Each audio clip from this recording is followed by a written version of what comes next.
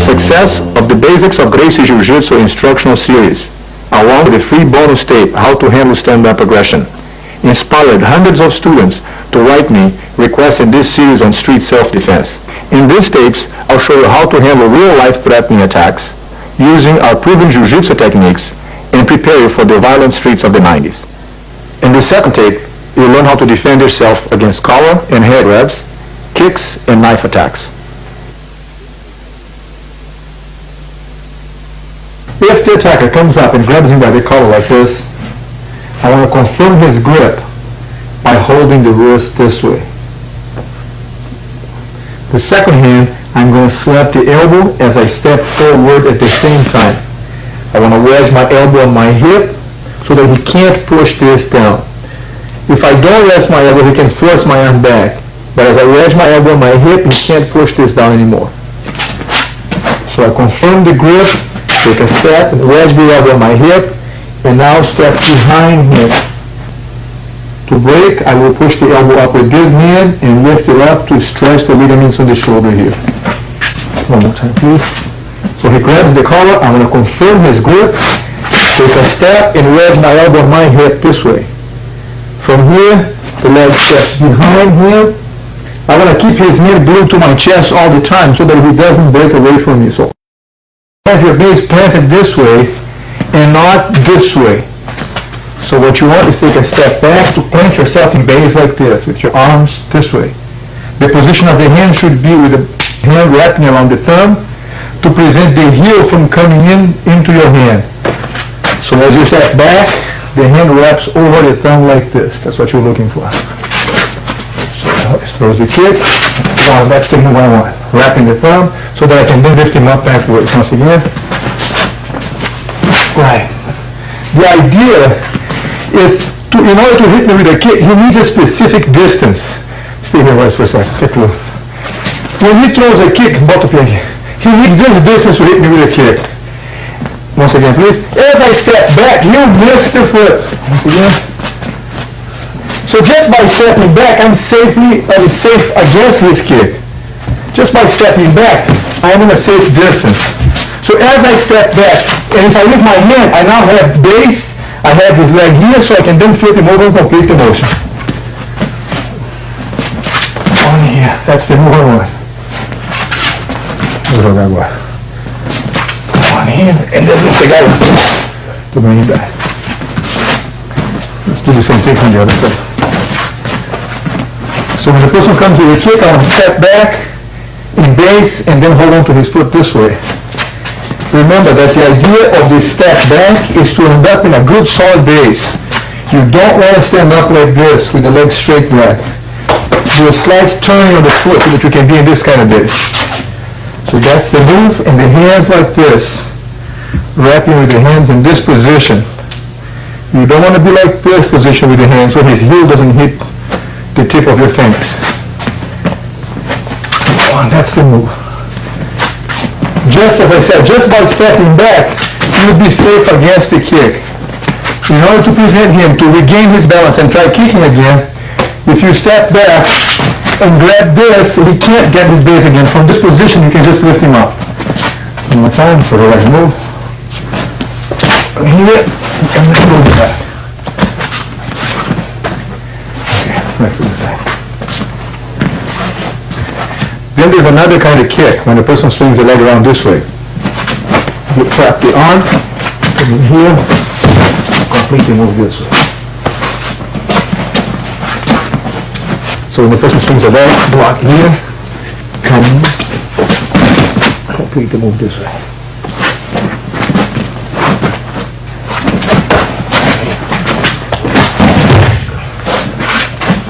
So the idea is when the foot comes this way, you want to have your hands and then block like a shock absorber. Your hand would slow down the foot and then wrap it up.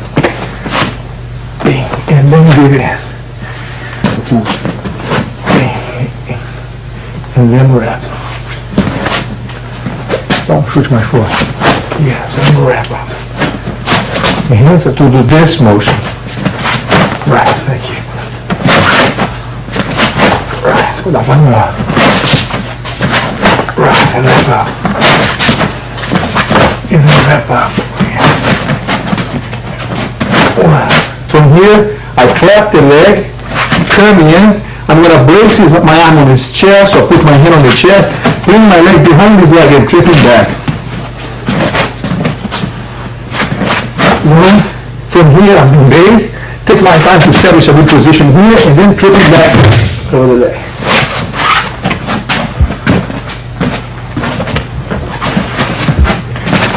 One. Control the leg, turn in, bring the leg behind, control the leg down. The other side. One.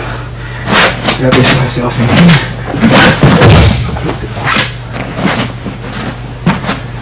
And time. Look your foot. One. Come in here.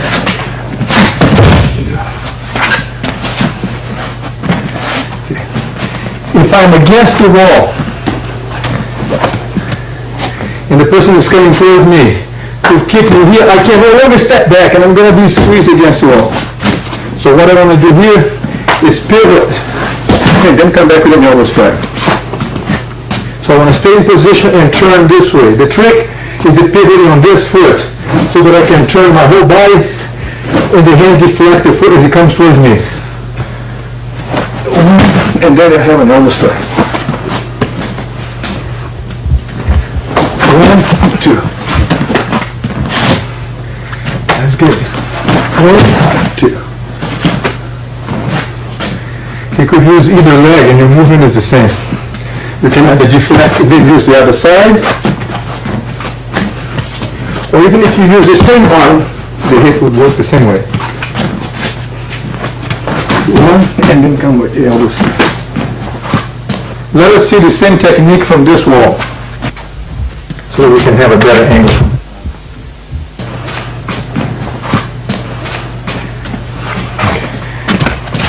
Make sure that your arm is not going like this in front of your body. Your arm should stay on the same level with your whole body, so when you turn, the arm is stiff. You don't want to do this move because if you move too fast, your hand could go first and then you still get kicked from the stomach. But if you turn your whole body, even if your foot would touch you, it's still deflected by the body movement. That's the idea, so that you're not so completed an elbow strike. You can change sides and bring your moving elbow. So the idea is to be here, I pivot, and now if the elbow comes in. If the attacker has a knife, your best defense is to have a gun. If you don't have a gun, run. The techniques that you're going to be seeing are in case there's nothing else you can do. If you're going to be stuck in a corner and there's nothing to do and you're going to get stabbed, then that's when the techniques should be used. Initially, if the person has a knife and is going to do the overhead attack, the movement is to do this, wrap the arm around this way, and then break his arm by bending it back. The step and the hand should come in together. 1, 2, keep the elbow glued to your chest, and then lift the arm up. 1, 2. And then as I lift my shoulder up, we'll break the arm. You want to avoid going towards the knife. You want to do this move where you stay where you are and the knife comes towards you. That's what you want to do. Keep the elbow glued on your chest, and this elbow must be down because if the arm is up, we could straighten the arm away.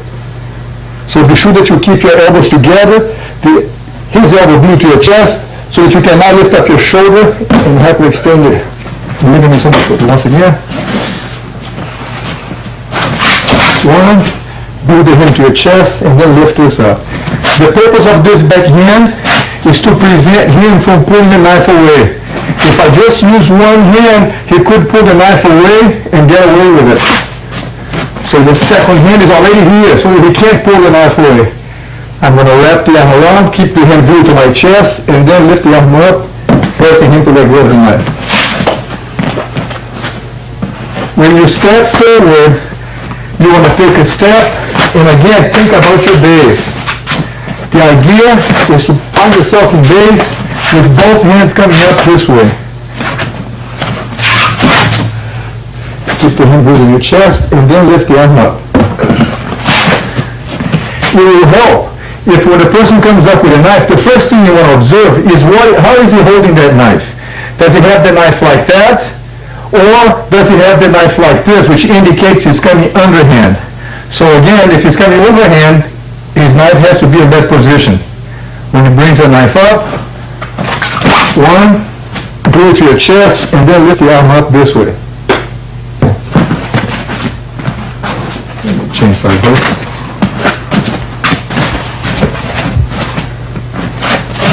One, glue to your chest, wrap the arm around, and then lift the arm up. Step forward, go ahead. One, wrap this up, your hands overlapping the other one, so that you cannot bring the arm back and force him to drop the knife. Finish up our work. And then let the arm. Back to the side. If he's now holding the knife this way, means that he's going to come this way underhand. In this case, my movement is to block the knife with the frame of the arm as I have my second hand on the elbow. So the idea is to take a step forward and at the same time have the second hand over the elbow. That's the move you want. Again, be aware of your back leg so that your leg don't end up in this kind of base, but instead you establish a good solid base this way. The movement is this. One. From here, your hand will overlap your hand, and as you lean back, you will have his arm wrapped up this way, so that you can now lift this up and break the arm. One, two, you lift this up, you can drop the knife. You can't put your foot and drop the knife.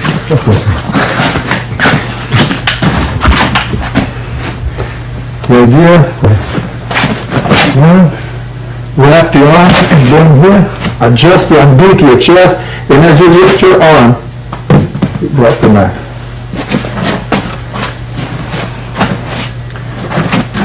One, two. From here, lift the arm up till he drops the knife. One more time. One, two, and lift the arm up. Estica mais o braço, cada vez. Faça mais esticado. One, two, and then lift the arm up. So when the person comes with his knife, catch a faca. The reason I put my arm like this is to make sure he doesn't get to me. If he comes outside of my arm, there's no danger. And if he comes on the inside, there's no danger. The purpose of my arm is to exactly to block the knife from getting to my body. So when I do this move here, it's blocked by the arm. Also, you want to make sure to put your arm with the flat part out. You don't want to put your arm this way, or it's going to hurt your arm and his arm. You want to make sure that your hand is flat out, so that the nerve radius right here on the front gets exposed and it hurts his arm much more than it hurts my arm as I block it. Once again, that's the move you want. And at the same time, the hands on the elbow to prevent him from taking the knife away and having another shot. So the idea is to block the arm as you hear and the second hand on the elbow, so he can't pull the hand back. From this position, my hand will overlap his elbow, wrap it around, and then stretch the shoulder here. We go the knife. Yes. One more time, please. Right, that's the move. Once again. Come on here. That's the idea. In base, blocking with your knife, and the second hand on the elbow. From this position, I'm going to lean back and drag him forward. I only take one initial step. I don't make a second step after that. So once I block, he is the one that's going to be dragged forward by leaning my body weight Back, I make him take a step. That is why it's so important that you find yourself in a good solid base so that you can use your body to make him walk forward. Go ahead. 1, 2, and then lift the arm up this way. Okay, one more time on the other side, please. So the idea is to step forward, 1, 2, and then from here, lift the arm up. All right. Another variation for a knife attack is if the person comes again like this. Now this time my hand is going to come this way. You can choose whenever you want to use one or the other. It doesn't really make a difference. The idea here is to block the knife away from me. One hand like this, and the second hand on the bicep. Both arms should be straight. Again, my base. 1. From this position, this hand slides behind the elbow, and I bring him forward, and now force the arm to break backwards. 1, 2, and then base in front of him so I can force the arm until he drops the knife. 1, 2, step in front of him, and I'm continually re-establishing my base, so that I cannot force the arm down. So the movement is 1, I'm going to turn the top hand, continuously holding the wrist. When I'm going to use the force that he's pushing towards me so that I can then step in front of him and establish myself in base.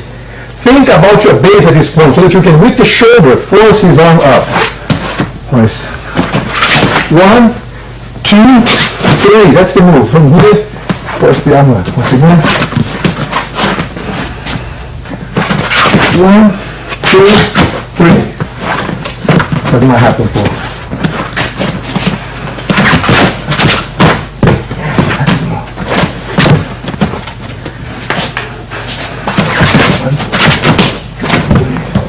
Let us see the same technique from another perspective.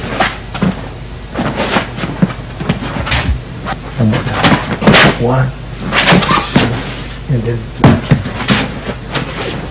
3. In this technique, be sure, once again please, when you block this, the position of my hands are like this. I want to make sure that, once again, please. If the person throws a knife, this is the move. If he goes out of the arm, he goes that way. If he goes this way here, he misses this way. So as if this is a triangle that goes this way, I'm blocking this move. Can you get? Once again, the purpose of the hand blocking like this is if he goes on the outside, he goes away this way and this way. The idea of the hand like this is to block exactly like a triangle here, or the tip of the triangle would be my hand. So 1, 2, 3, and then 4 to that. Okay. So we're back to this side. If the person throws a knife in this way, and as I'm getting ready to do this, he decides to pull back, my hands will slide down to his hand. I will take a step forward and go behind him, so that I can now twist the wrist and get the knife away.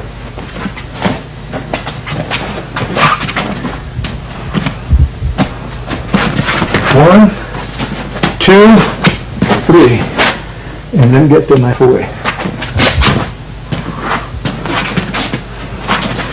1, 2,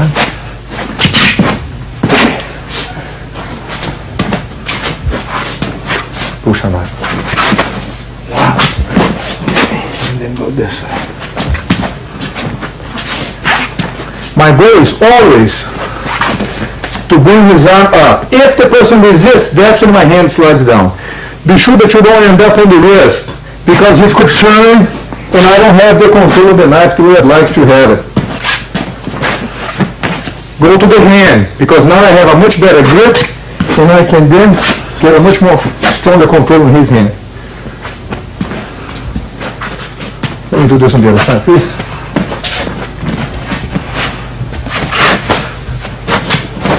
Yeah, take the knife away.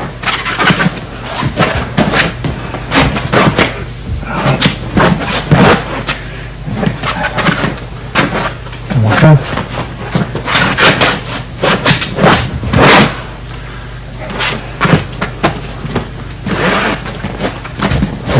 if the aggressor comes with a knife and wants to bring a knife attack from the side. That's what I want. One here and the second hand over his head. One and the second hand here. Again, observe the base. So when I step, I want to make sure that I step in this kind of base. That's the move I'm looking for. One, the second in here, and I'll bring the knife back this way.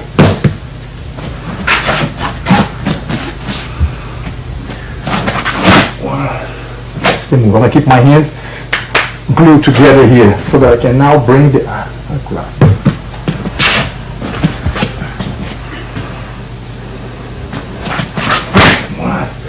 Hold this and bring it across. The purpose of the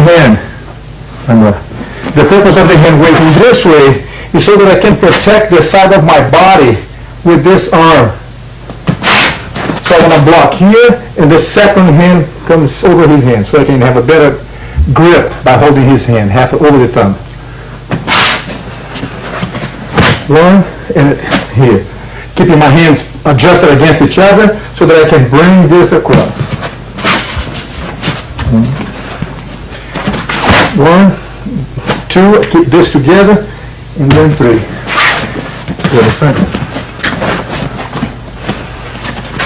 One, the second hand comes in here, in base, and then I bring the knife underneath.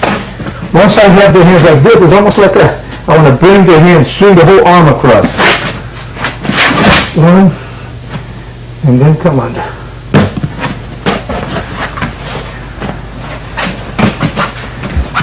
If he brings the knife from the other side, it's one, two, wedge my elbow on my hip so that I can step behind him and then lift the arm up this way.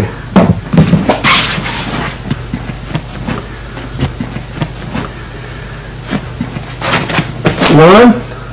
The movement is to hit both hands at the same time. So once you block this, both of your hands are going to hit the movement this way. So it's one, two, and the same leg that first initially stepped this way is going to go behind him. Be sure to be aware of the position of your leg so that you can continuously stay in a good solid base. Rest your shoulder over your shoulder so that you have the leverage of the whole body lifting this up.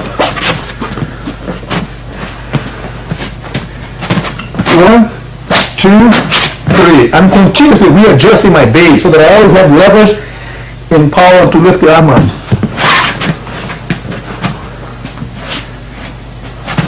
One, two, three. My main concern is my balance here at all times. The shoulder is glued to my shoulder. His arm is glued to my shoulder. I'm wedging my elbow on my hip, and I can now, with the leverage of the whole body, crank the arm up that way.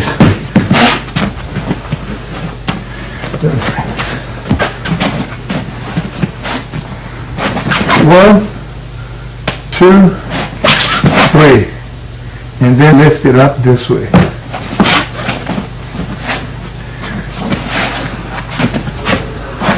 One, two, the same leg goes behind him, and then lift it up. As I step forward, with this leg, once again, as I step forward with this leg, and when I hit, the same leg goes behind him. So it's one, two, three. One, two, three.